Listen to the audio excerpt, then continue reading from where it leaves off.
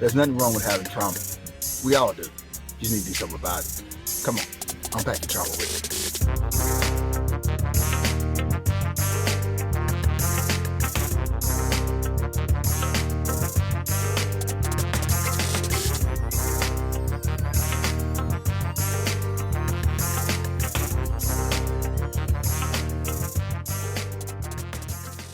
So the My Turn to Talk, where we helping men unpack their trauma.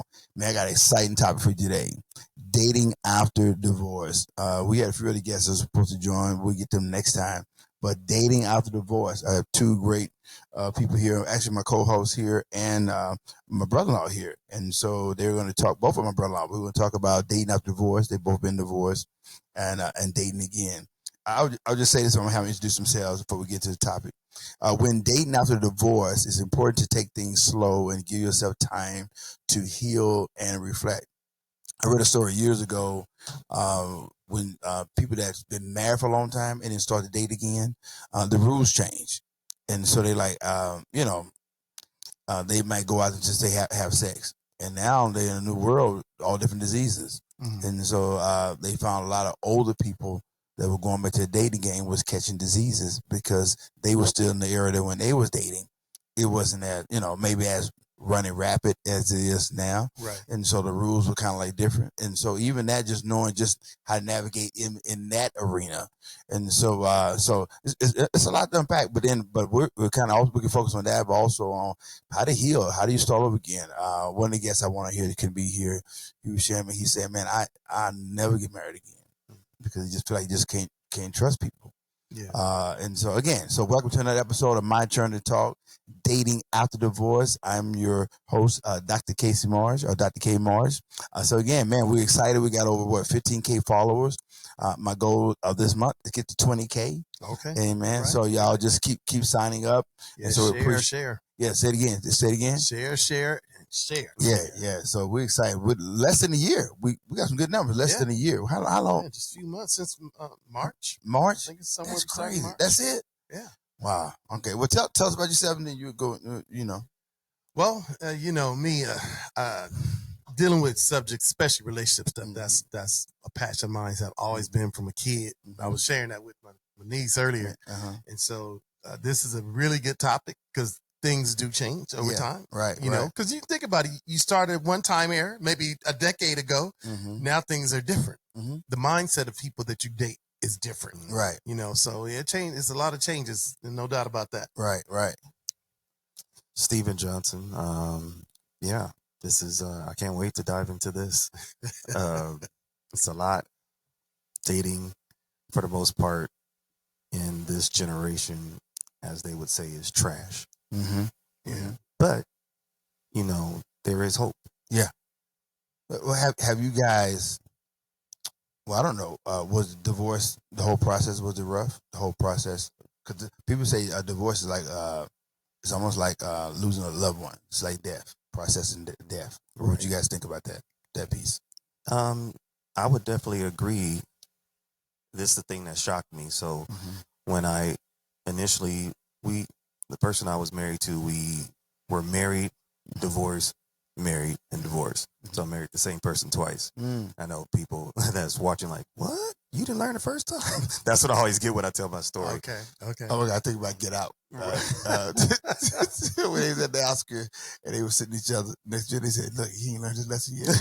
Keep going. So yeah, I remember the first time, because I moved to another state and I received the paperwork in the mail that it was officially over.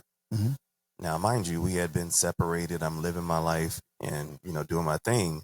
But when I saw it, I broke down and cried. Yeah. Like it was such a hurt. I was like, man. The first time or the second time you saw it? The first time. It was like a deep hurt. Because I had vowed to myself that I would hopefully be the first one in my family not to get a divorce out of the men. Right. And so it was like a failure type thing. Wow. That's deep. Yeah. Your thoughts? Yeah, I agree. In my mindset, I married one time. That was it. Because I wasn't a dater. She was my first everything. So I wasn't a dater, wasn't, dude getting numbers. That was not who I was. Yeah, I thought about marriage from a kid, wanting to be married and to do all those things in a relationship and the things you see in movies. I'm a, hopeless romantic. So I was looking forward to those type of things. So when it came down to it, even when things got really rough, I was still trying to hold on. I would go really till the wheels fall off. Some of my other friends say, you loyal to a fault. And I've heard that many times. And, my brother shaking his head. He said, yeah. And I should have had gone, but I'm still trying to make it work. Still got that hope. And so I remember, things are separated. And I finally made a decision. I know it was after 3 weekends after this whole crazy things that happened. And I made a decision that I was done. That's why I know loving someone is a decision. It's not just a feeling. At the beginning, infatuation and all those things, but I'm decided that I wasn't going to love her anymore. I'm done. But we were still together. That went on for a year, and some major things happened after that. And so I remember finally, because I filed, and I took the girls with me primarily. I mean, I raised my girls, and that was, what I figured I should do. I thought at the time I can do it better. And I don't even want to say my thought at the time, but then, like you said, but when it's final, you get the paperwork and you look at it, it's like, man, wow. The years, because for me, it was 11 years, a year dating, then 10 years married. And then it's like, man, I'm starting all over again. Now, for me, and I know we're going to get into that a little bit deeper, I had never been in a dating world before. Right. At all. Right. You know what I mean? Yeah. I got married at 19. I was a kid. Yeah. I was a kid. Yeah. I didn't think so then, but I was a kid. So, yeah, that's the finality of that. And when you see it on paper and it's official that this is it, that's over. It's part of your life. Right. I think you go through some social type of response too, because everybody knows, right? Right. What happened. Like, you're divorced. It's almost like a scarlet letter. Right. Whose fault is it? Whose fault is it? Yeah. What happened? Of course, they're always going to think. There you go. You know what I'm about to say, because most of the time they assume Right. that we did some cheating. Girl, what'd he do? That's it. That's the culture. That's the mindset. And that has been like that since I've been a kid. So I know it's going on before that. So it's assumed that, I cheated or did something. But when I took the girls, most women's like, oh, you got the girls? Oh, we already know. That's what women would say. Since I had the girls, because most mothers going to raise their daughters. And since their daughters are with me most of the time, they went, oh, we already know she ain't working. And they had a lot more colorful words than those. But that gave me some grace because of the girls and I was raising them. Right. But and even before you guys break down, like, how do you date after divorce? I just want to kind of continue, like you guys are doing, to unpack more of the trauma piece of it. Are you still hurt now? No. Well, I know you remarried, but did it take a while to get over the pain of it, or what is that for a person that's like watching, like, man, I just had a divorce? What they supposed to expect now, but maybe within the next 6 months, a year? What would you say? Definitely for me, it took some time to heal. Like, healing is a process. It's not an overnight 1-2 year. You can't put a time frame on it. Right. You'll know, and it's still needs maintenance because you're always going to have triggers and things of that sort. Very true. But yeah, it took some time to get over that. I was thinking on the way over here, what did I learn from the divorce, and then how did I date initially after divorce? Okay. So the one thing I learned from the divorce is that just because you're physically attracted to each other, just because your families are close and you have similar backgrounds, just because you share the same religious beliefs, does not guarantee success. True. Right. So you might look good on paper, but you might not be good fit for each other. Right. So you couple that with people who don't have the tools of how to cultivate a relationship. So there's a lot in there. That's what I learned about divorce within itself. And then afterwards, I initially I was dating from a place of hurt. Okay. Date. Ooh. Okay. Absolutely. Okay. You jump. So you're divorced, but you feel like you want to get back to dating, but you haven't healed yet. Right. No. So you was showing up, but you wasn't showing up. Right. They got the broken, broken me. Yeah. Yeah. Yeah. 'Cause I think a lot of people go into relationships to date again, but they really not ready yet. So they're showing up, but the other person expecting more, but you're not really showing up yet. Right. And then I was looking. I started analyzing like those relationships right after the divorce. I'm dating people that are giving me what I lacked in all the failed relationships. That's what I'm connected to. Oh, I didn't get this here, so she provides this. Right. All that. That's not a mature way to date. No. Right. But that is, you're trying to fill that void or those missing things. Yeah, just what he said, I did the exact same thing, but not being ready. I recall a date with a young woman. It was a blind date. I didn't know this person, a coworker, set me up with them because after I became free, you know, oh, you free? You know, it really became that way. Really, I can see that. So, okay, send me a picture. Okay, she's cute, and, you know, but it was too soon for me to be dating.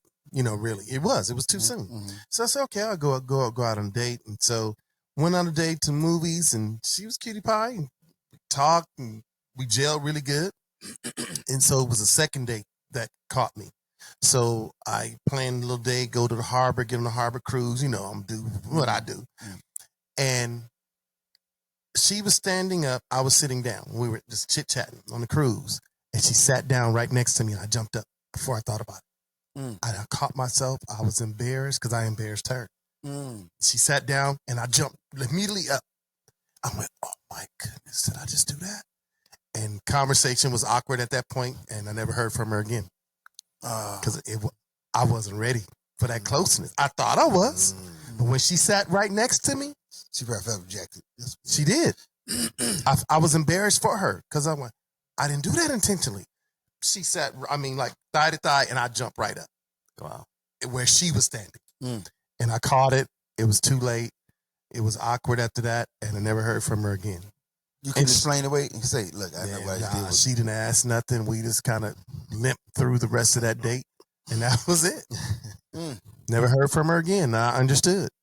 And wow, now stuff is coming back to mind. It was another date, and I guess I kept talking about the ex, and they said, boy, I wish you was talking about me like you talking about. I went, oh. So, yeah. Definitely had a few of those. Yeah, see, okay. Definitely had a few of those where they can tell that I'm not healed. Right.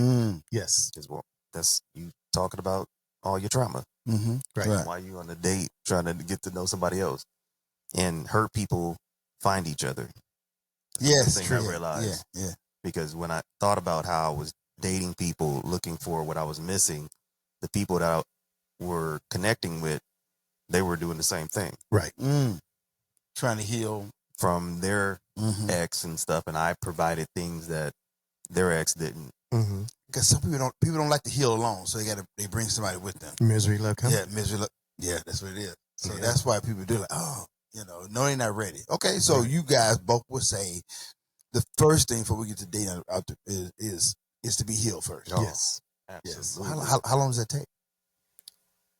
There's no time limit. You don't know. Even dealing with the person, which I want to dealing with the ex, I found out something about myself I didn't know either. But as far as time, I don't know how you go about. You got to really dig in yourself what needs to be changed by yourself, because you do learn the things that you did wrong. If you're honest with yourself, right? You think about things, okay, that I could have done better. Maybe it could have made some changes. Maybe, in retrospect, you try to learn and grow from that yourself. But giving it time, because that whole little thought about, the way to get over one is to get another one. Yeah. Don't do that. Yeah, get up on another. Don't do that. All you're going to do is go through a string of listening and hurting people. That's all. You're just going to hurt people. You're not ready. Maybe they're ready, but you're not ready. But on the outside, things look good. Like you said, they're trying to find some things different, because I know I'm different than a lot of men during my time there, and even now, same way. So I would be that more person their parents would love, you know, and everybody parents did love me, you know, but I wasn't ready yet. I wasn't ready for the closeness, and then you have the trust issues, you know, you're always wondering, but really emotionally, and this is something I learned to ask because I was there. I've been on both sides. So you free. Okay, we both free. So here's my question.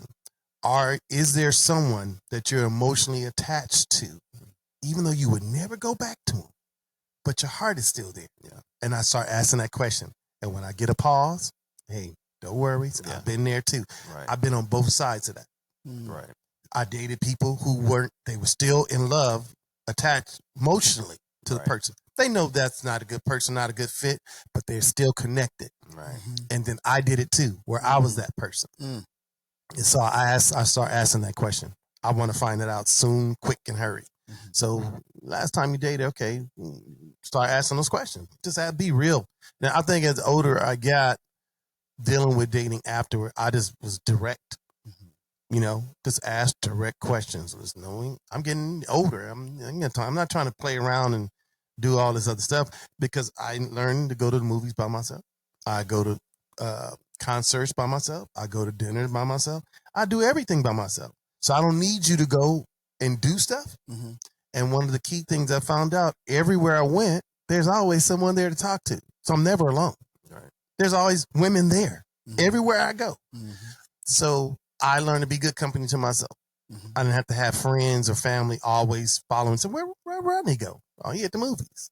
Oh, he went over here. I got on little meetup things and go and just meet people and just be good company to myself and just be conversation. You just talk to people.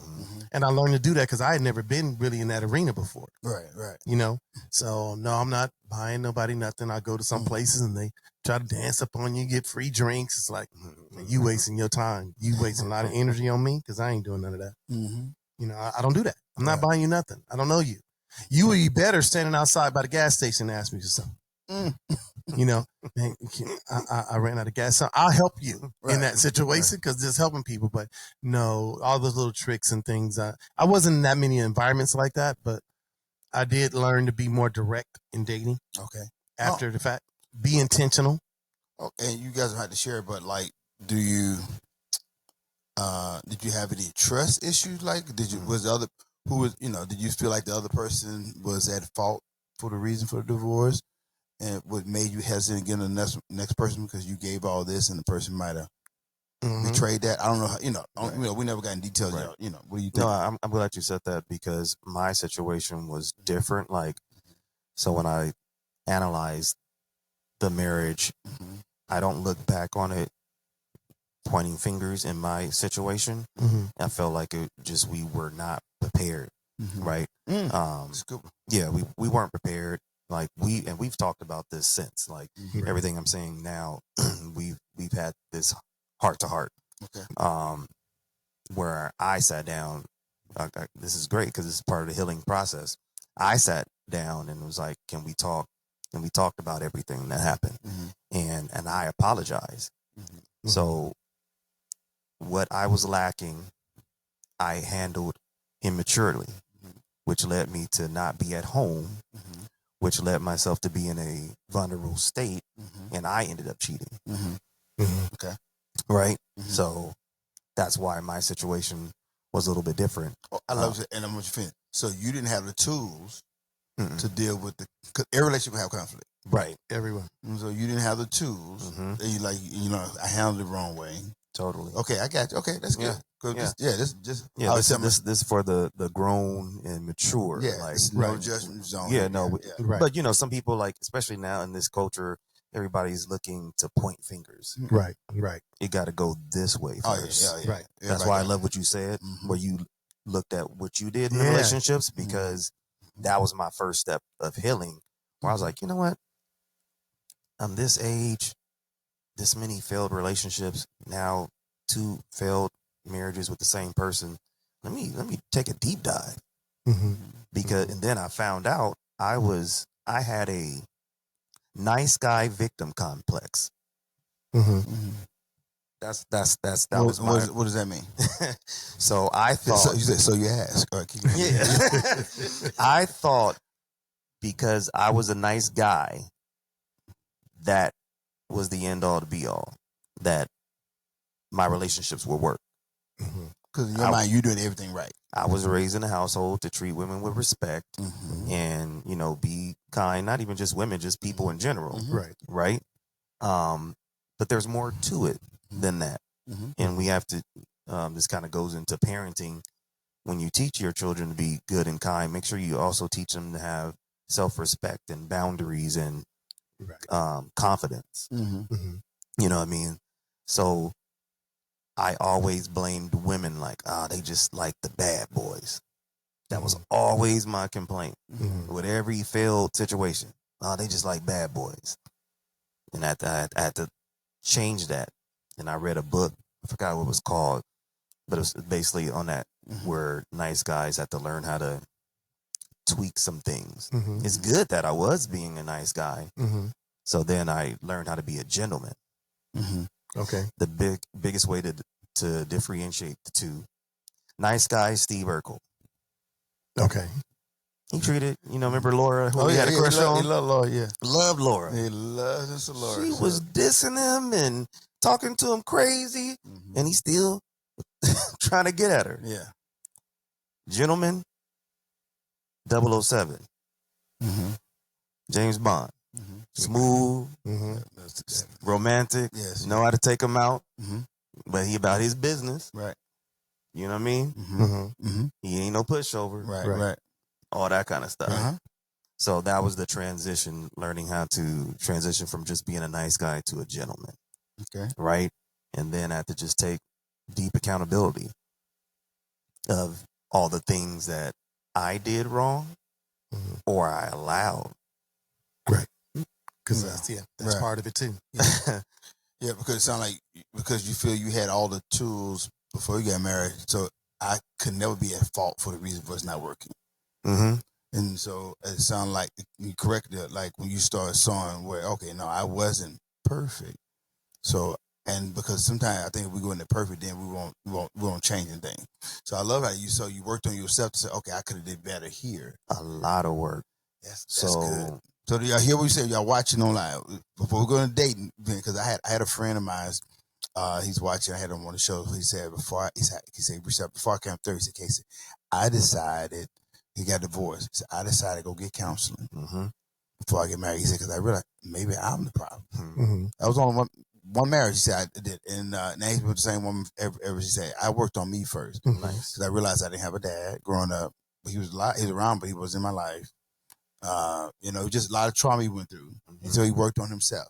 Right. And he was able to communicate with his person is now. He said, I said, man, that was so, just out there, dope. I said, I ain't never heard that, like what? Yeah, I did counseling.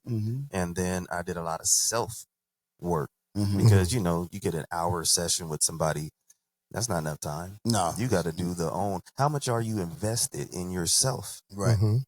Do the work. And people don't want to do the work.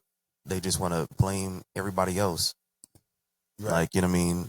When I say stuff that I allowed, you see red flags. Right.